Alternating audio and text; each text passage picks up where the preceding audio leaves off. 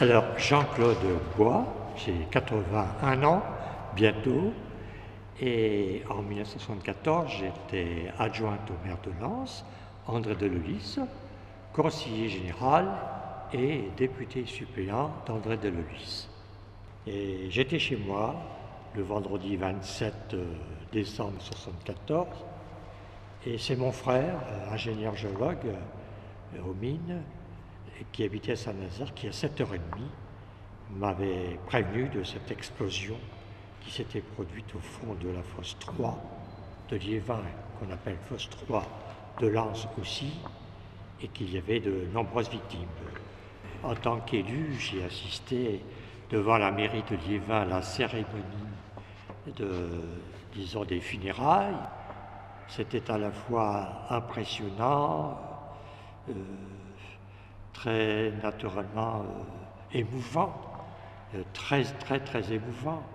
Nous avons salué tous les cercueils qui étaient là, les 42 cercueils, et puis bon, toutes les familles étaient présentes, il y avait foule, tous les gens des quartiers, des environs étaient remontés, il y avait un monde, jusqu'à l'arrivée naturellement de M. Chirac, le Premier ministre, qui était accompagné de quelques ministres, dont un ministre originaire du Nord, M. Ségard, d'autres ministres, M. Durafour, M. Dornano, et bien sûr, ce fut un long moment de recueillement devant les cercueils, et puis ce furent ensuite les discours. En 1974, on parlait déjà de la récession des mines. Il faut savoir que vers les années 1955, 52, 55, est né le grand puits de mine du 19 de Los Angeles.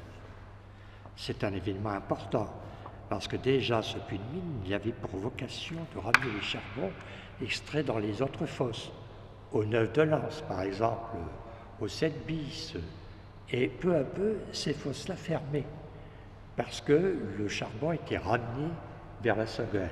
À Los Angeles, on exploitait encore le charbon.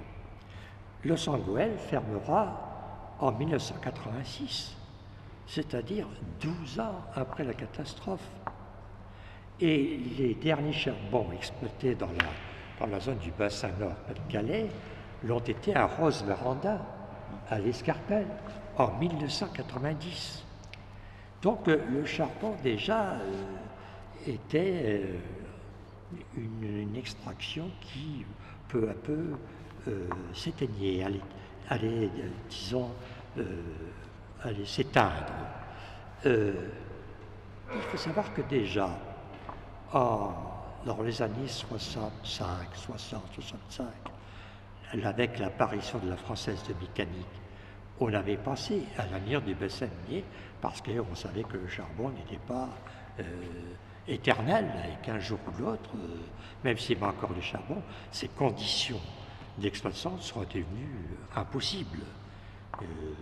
Mais disons que la catastrophe de 1974 a certainement précipité la récession minière. André Verret, j'habitais à l'époque à Reims, parce que j'avais quitté depuis quelques années déjà Grenay, hein, pour des raisons purement familiales, et j'avais donc 23 ans. Mon père avait repris son activité à la mine en 1964. Auparavant, il travaillait pour une entreprise de travaux publics, et le fait qu'il soit retourné à la mine est un peu pour moi, si j'ose dire, dans le sens où j'avais eu une enfance où j'étais régulièrement malade, et le médecin devait venir pratiquement 2 fois par jour, ce qui faisait des dépenses énormes parce qu'il n'y avait pas de mutuelle, il n'y avait que la sécurité sociale. Et donc au bout de quelques mois et quelques années, il a fallu qu'il tranche. Il est reparti à la mine parce qu'il y avait le médecin gratuit, il y avait le logement aussi, mais surtout le médecin. Ce qui a permis à ce que je puisse encore être là aujourd'hui pratiquement. Donc c'est une chose que je ne peux pas oublier. Mais mon père avait travaillé donc à 50 mètres de son habitation à la fosse 5. Et quand elle fermait, forcément il est parti là, à Saint-Amé. Alors un simple coup de fil de ma mère, qui elle-même avait reçu une information. Il était 10h30 du matin, donc moi je travaillais, j'étais donc sur Arras. Et le message était le suivant, votre mari a été blessé à la mine, il est actuellement à l'hôpital, au centre hospitalier de Lens. C'est tout, c'était la seule information qui était là. Donc aussitôt, j'ai pris ma voiture à l'époque, je suis allé chercher ma mère et nous sommes partis à l'hôpital de Lens. Et la surprise a été que je n'avais pas reconnu dans les premières secondes mon père. Tout simplement parce qu'avec la déflagration qu'il y avait eu par rapport à cette explosion, son visage était déformé, il était soufflé, il était gonflé. C'était pas évident, et en plus il était piqué de poussière de charbon, donc la brûlure un peu, et puis donc piqué, et il avait également toutes ses mains à la fois palmées et piquées. Donc j'avais un père à visage noir, je vais dire, et puis complètement déformé, et il m'a fallu quelques secondes pour bien réaliser que c'était lui. Il a eu, j'estime, de très bons soins au centre hospitalier de Lens, qui lui-même avait fait venir des professeurs spécialisés dans les grands brûlés de Lyon pour faire un diagnostic. Il a donc fallu attendre 4 ou 5 jours parce qu'ils avaient une inquiétude, ces professeurs, c'était de savoir si l'intérieur n'avait pas été touché par une brûlure. Et les moyens techniques de l'époque ne sont pas ce qu'ils sont aujourd'hui, donc il a fallu attendre 4-5 jours pour savoir si mon père pouvait effectivement survivre. Tout ça, ça s'est bien passé, Dieu merci. Et puis donc après, c'était pendant des semaines et des semaines, tous les mercredis, au bloc opératoire, sous anesthésie générale, pour aller lui râper la peau, pour retirer toutes les particules de poussière qui étaient imprégnées dans sa peau, donc aussi bien sur le visage que sur les mains. Donc ça s'est passé sur plusieurs mois, c'était quand même assez dur quand même de savoir que notre père était toujours au bloc tous les mercredis sous anesthésie générale, donc c'était des périodes très difficiles.